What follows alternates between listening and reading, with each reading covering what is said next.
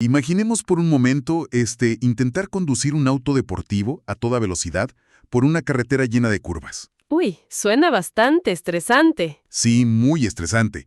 Pero, a ver, añádele una condición peculiar. El parabrisas está completamente tapado con pintura negra. O sea, vas manejando a ciegas totalmente. Exacto. Y la única forma de saber hacia dónde girar el volante es mirando fijamente por el espejo retrovisor. Híjole, pues es un experimento suicida. Digo, nadie en su sano juicio haría eso. ¿Nadie? Nadie intentaría avanzar hacia el futuro mirando nada más el asfalto que ya quedó atrás, ¿no? Claro. Sin embargo, resulta que así es exactamente como operaban, o bueno, como intentaban operar las grandes corporaciones de la era industrial. Sí, navegando en entornos súper competitivos, guiándose únicamente por indicadores financieros del pasado. Que es una locura. Totalmente, porque el problema con ese espejo retrovisor, o sea, la contabilidad financiera tradicional, es que te cuenta una historia inamovible de dónde estuviste hace un mes o un trimestre. Ajá.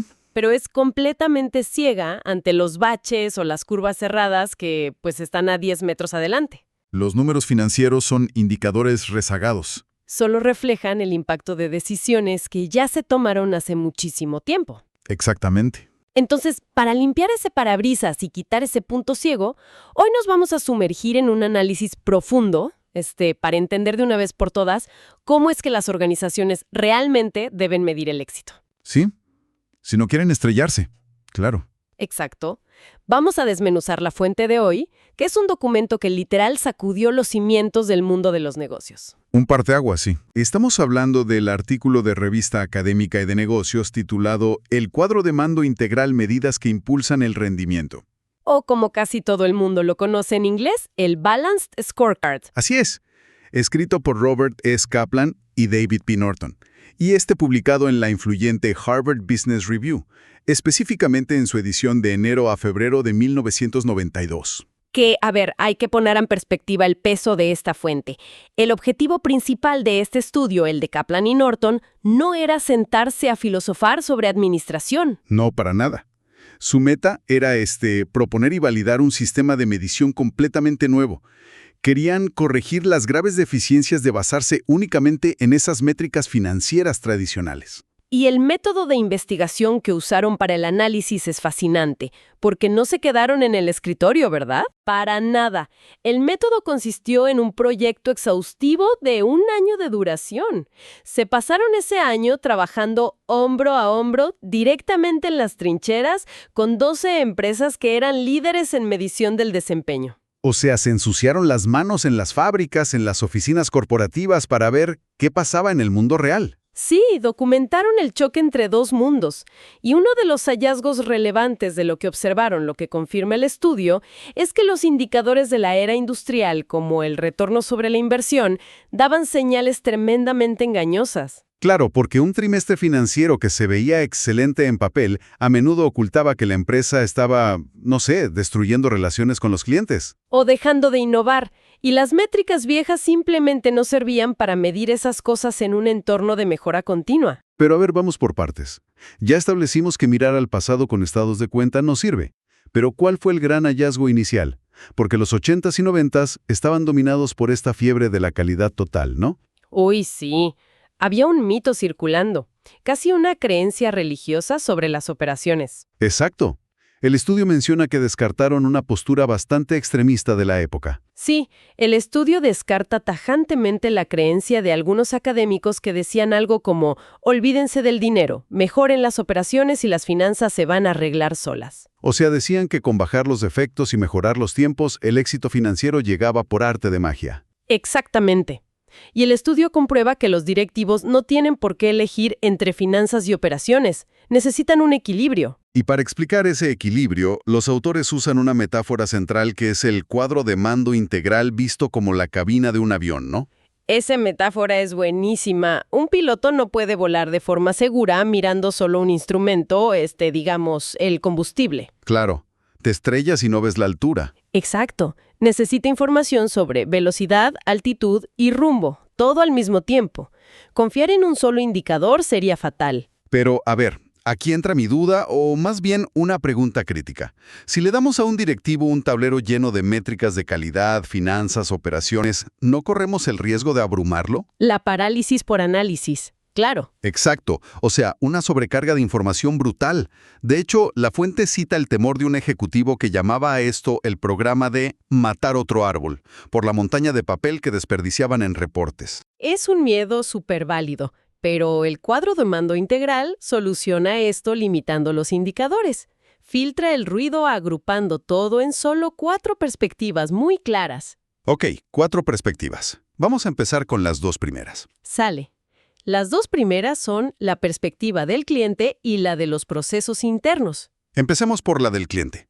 A ver, todas las empresas dicen tener al cliente en el centro. Vas a cualquier oficina y tienen una plaquita en la pared. Sí, la clásica misión corporativa que no dice nada. Exacto. Pero medirlo en serio es otra cosa. ¿Qué encontraron aquí? Bueno, el hallazgo relevante en la perspectiva del cliente es que se debe medir tiempo, calidad, rendimiento y costo. Tienen que ser metas duras. Y el caso que destacan, el de la empresa Electronic Circuits Inc., o ESI como le dicen en el texto, ilustra esto perfecto. Uy, el caso de SI es el ejemplo clásico de mirarse el ombligo. Sí, porque ESI creía firmemente que entregaba a tiempo. Usaban un estándar interno que marcaba 7 días para la entrega. Ajá. Y los ingenieros hacían su reporte y decían, somos los mejores, entregamos en 7 días. Se daban palmaditas en la espalda, literal. Pero al salir y encuestar directamente a sus clientes, el golpe de realidad fue durísimo. Descubrieron que la expectativa real del mercado era otra. Algunos clientes exigían 5 días para no frenar sus propias fábricas. Y a esos les estaban fallando. Y otros clientes ni siquiera tenían espacio de almacenamiento y querían el producto en 9 días. Entregarles en 7 les causaba un problema. Tuvieron que cambiar su enfoque hacia afuera, totalmente. Por eso el estudio enfatiza usar a terceros para auditar esto, ¿no? Sí, usar encuestas independientes. Mencionan ejemplos como las de J.D. Power en la industria automotriz, para evitar el sesgo interno. Ok, eso es el cliente. Y una vez que entiendes eso, te vas hacia adentro. La perspectiva de los procesos internos. Que básicamente es identificar las competencias centrales en las que hay que sobresalir para cumplirle a ese cliente. En el caso de ESI, esto significó enfocarse en algo que suena súper complejo, la capacidad tecnológica submicrométrica. Suena a ciencia ficción, ¿verdad? Sí, totalmente. Pero básicamente es la excelencia en la manufactura microscópica.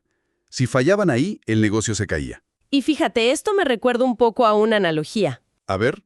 Yo lo veo así. Los procesos internos son como el motor del negocio y la perspectiva del cliente son las llantas. Me gusta. O sea, de nada te sirve tener el motor más potente y afinado del mundo si las llantas no tocan el asfalto donde el cliente realmente está conduciendo. Toda esa energía se pierde. Claro. Entonces, ¿cómo nos aseguramos de no quedarnos obsoletos y de que al final del día sí estemos ganando dinero? Ahí entran las últimas 2 perspectivas. La innovación y aprendizaje. Y la financiera. A ver, platícanos sobre la de innovación. El estudio ilustra esto con una historia buenísima de la empresa Milliken & Company. Su director general impuso un programa súper agresivo llamado 10-4. Ah, sí, cuando les pidió reducir los defectos en un factor de 10 durante 4 años, ¿no? Exactamente. Y lo más loco es que hicieron esto justo después de ganar un premio importantísimo de calidad. En vez de relajarse y celebrar, les puso un reto imposible. Sí, para evitar que sus empleados se durmieran en los laureles. Querían forzar la reinvención de procesos en lugar de solo hacer mejoras marginales. O sea, obligar al equipo de mecánicos a rediseñar el coche sobre la marcha para la siguiente temporada. Ándale, tal cual.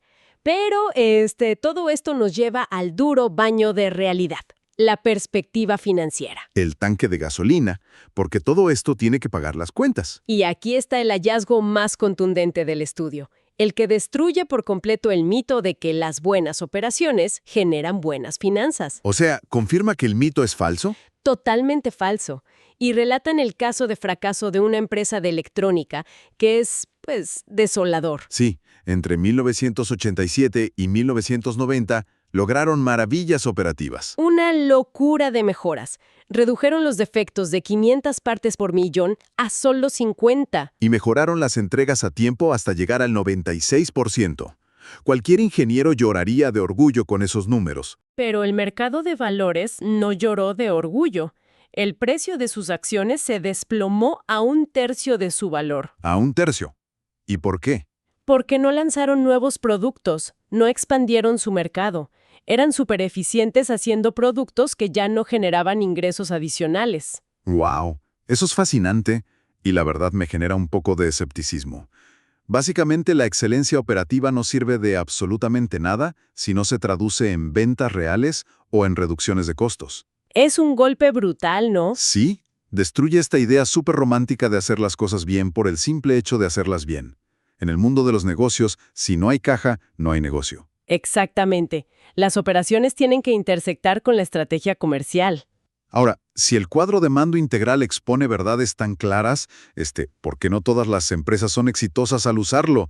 Toda gran herramienta tiene puntos ciegos. Y el método de investigación confirmó ciertas limitaciones muy reales. La primera es el talón de Aquiles tecnológico, los sistemas de información. Como lo que le pasaba a ESI. Sí, ellos recibían los reportes de desempeño con una semana de retraso. Y pues, si la información te llega tarde, la herramienta no sirve para el día a día. Estás tomando decisiones urgentes con datos caducos. Claro, el retrovisor otra vez. Y la segunda limitación. Esta es la más dura. Tiene que ver con la cruda realidad de la eficiencia. A ver, explícanos eso. Cuando mejoras tu tiempo de ciclo radicalmente, inevitablemente creas exceso de capacidad. Es decir, tienes gente o máquinas ociosas porque terminan el trabajo más rápido. Ajá. Y entonces la gerencia tiene un problema. Un problema enorme. Porque para ver un beneficio financiero real en los libros, la empresa tiene que hacer una de dos cosas: o vender mucho más para llenar ese tiempo libre, o enfrentarse a la dolorosa limitación de tener que despedir empleados. ¿Y los directivos detestan tomar esa decisión? Lógico, porque si despides a la misma gente que te ayudó a mejorar el proceso, destruyes la moral por completo. Claro, paralizas futuras innovaciones. Nadie va a proponer una idea para hacer las cosas más rápido si sabe que el premio es que despidan a su compañero. Es una limitación gravísima para el éxito a largo plazo. Y es una trampa muy real. Por eso, la conclusión del estudio es que la gran aportación del cuadro de mando integral no es solo tener métricas bonitas, Sino que aleja a los directivos de esa mentalidad de control tan propia de los ingenieros de la era industrial. Exacto. Los lleva a una mentalidad de estrategia y visión. Entonces, a fin de cuentas, este cuadro no es una varita mágica, ¿verdad? Para nada. Más bien es como un espejo muy cruel que obliga a los líderes a tomar las decisiones estratégicas que antes podían evadir simplemente mirando los reportes financieros. Los obliga a ver la realidad completa de la organización.